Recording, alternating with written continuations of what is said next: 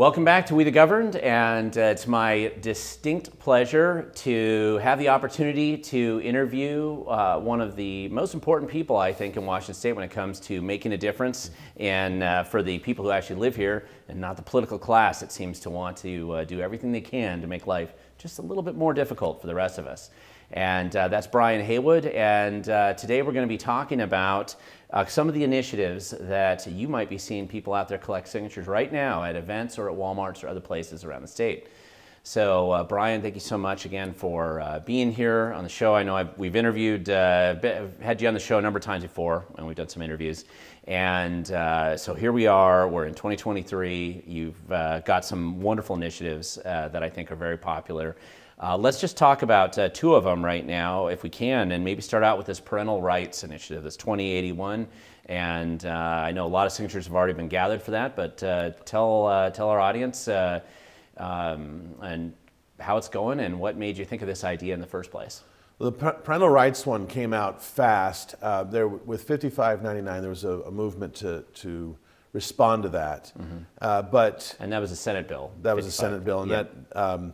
This isn't directly responding to that bill. This is more, as we were looking at that bill, mm-hmm. Some of the things that became apparent is that over the last 20 years there's been this doctrine of the mature minor. Mm-hmm. And that doctrine has allowed, or has been sort of used within the legislature to slowly peck away at parental rights. Mm-hmm. And in particular, I'm not trying to pick a fight with any group here. In particular, it's the right just to be notified about what's going on with your child, what they're teaching your kid at school. During COVID, that became an issue as parents were watching online. Oh my goodness, I didn't know this is what the curriculum was. Right. In addition, there have been an erosion of parental rights to even know what's going on with their child medically. Right. And I know I have friends who a medical procedure was performed on their child.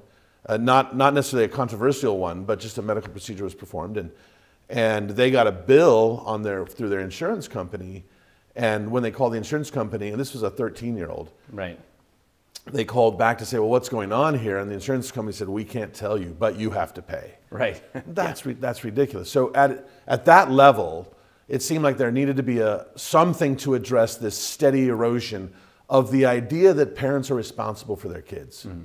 And at the very least, parents need to know what's going on or being done to or told to or taught to their children. Right. And it seems like such a fundamentally basic common sense idea that it's almost ridiculous that you would need an initiative for it. Mm-hmm. But it's been eroded so slowly and so enormously, I would say, like mm-hmm. just little piece by piece, that we needed to do something right. To begin to turn that balance back. What I liked about this initiative when I looked at the text originally was just this idea that it addresses not just the obvious concerns that have become more public and popular lately, just discussing what we see going on in the school system, but also this thing that I know I personally experienced. I have 4 kids that we've had to deal with this on the going into the hospital, and they won't tell you anything about the maybe drug prescriptions they would be giving them or something like that. And so I think that that parents, I mean, my experience has been people have been really responding well to this. Overwhelmingly, and mm-hmm. and it doesn't seem to be necessarily a pure partisan issue. Right. If you're a gay parent with some children, you want the same right that everyone else does. There's no ethnicity in this. There's no sort of gender orientation on it. In terms of if you're a parent and you're raising children, you want to know what's being told and done to your child. Right. And this is all about notification. Right. Especially with strangers potentially having now more influence over your kids. At least this allows you to have some awareness if there's something going on. Absolutely. So at least you can do something about it. Right. The other initiative, which is one that's familiar to us, that I think the people is also has been very popular, is 2113. This again has to do with the police pursuit story. We talked about this a lot last year, and I know one of the questions that people will say is, "Hey, didn't the legislature already do something about it?" And they did, mm-hmm. but in such a minuscule way that it was really meaningless. It was right. window dressing at best. Mm-hmm. I've had the opportunity to have conversations with several police organizations mm-hmm. To hear what are their concerns and what's coming up and how effective was this that happened. And what they did in this last legislative session was really nothing. Right.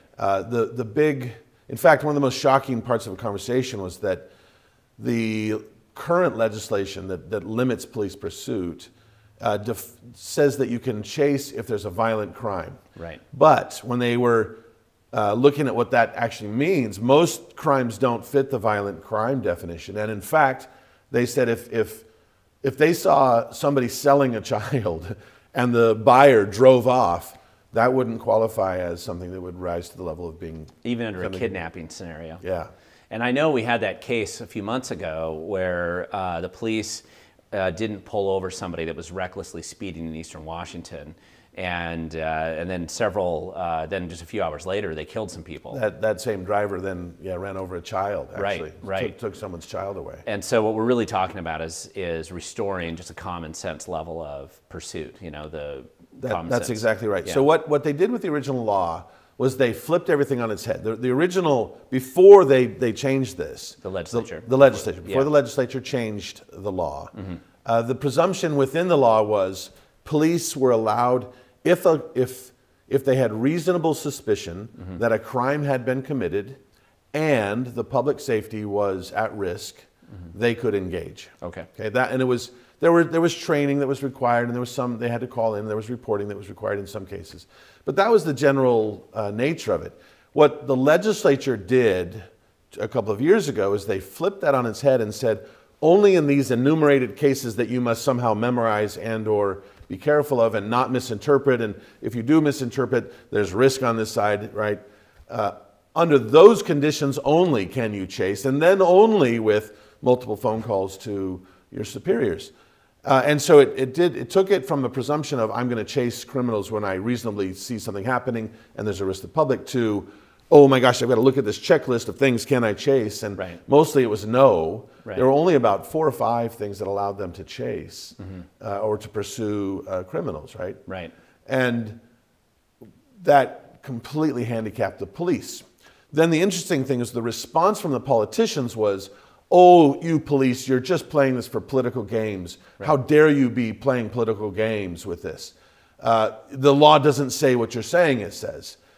But to which the police retort would be, wait a minute, you put this thing so vague, and in the middle of a crackdown on getting rid of police officers and all of that. Defunding the police. And sort of an anti-police momentum within public prosecution, why would any police officer take a risk and actually pursue if it's vague?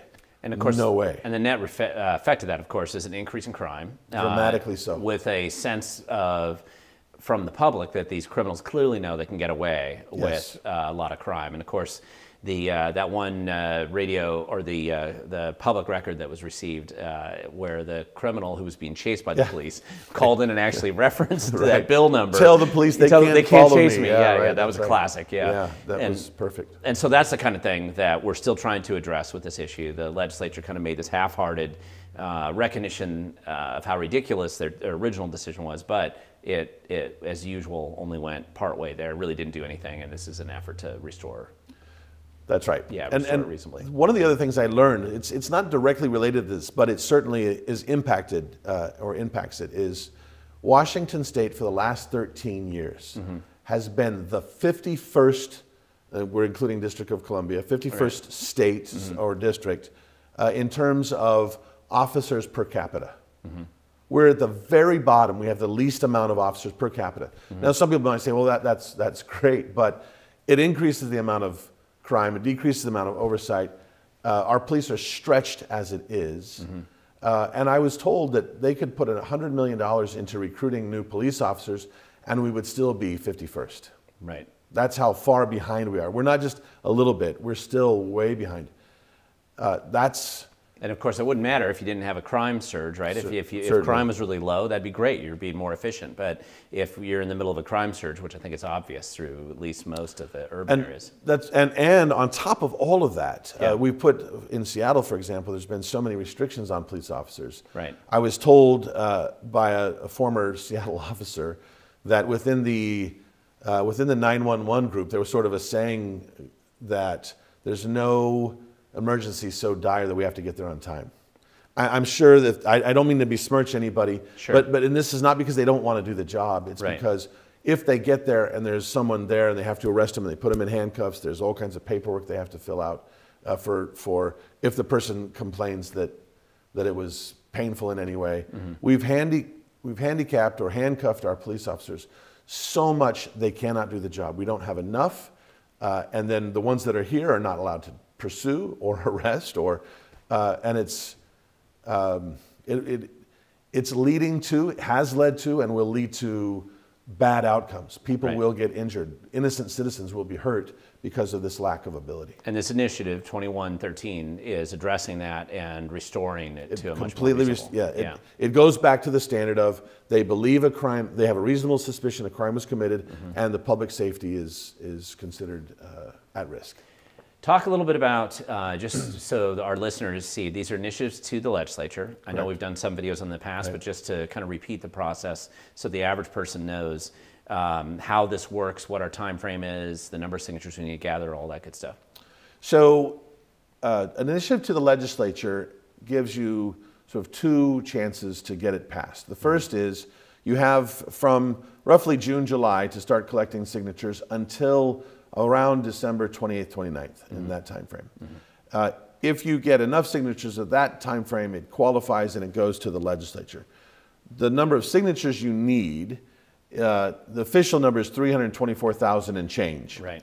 They recommend that you shoot for about 400,000, so that because there'll be duplicates or people that are not registered to vote, etc. So then we'll gather the signatures by the end of December. If they qualify, when they qualify, then they go to the legislature. The legislature can then choose to vote on that initiative up or down, if they desire. They can also ignore it. And they can also, and if they ignore it, then it automatically goes on the ballot next year, next November.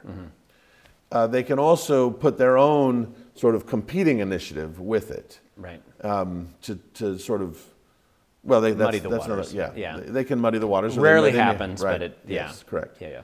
I'm with some of the other ones some of them that we're looking at. If there's enough public outcry and we gets qualified, it certainly gives the legislature an easy option in January when they meet. Right. Oh, hey, the public's already behind this. It's not a crazy idea, and we've really tried to be common sense oriented with all these initiatives.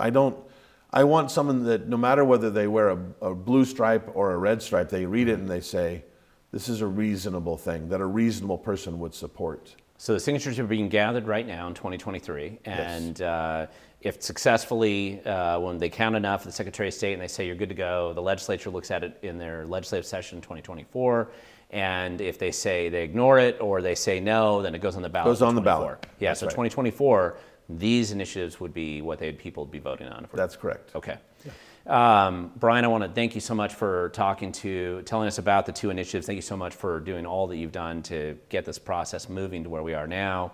I hope that this is helpful for any of the viewers who are watching this video.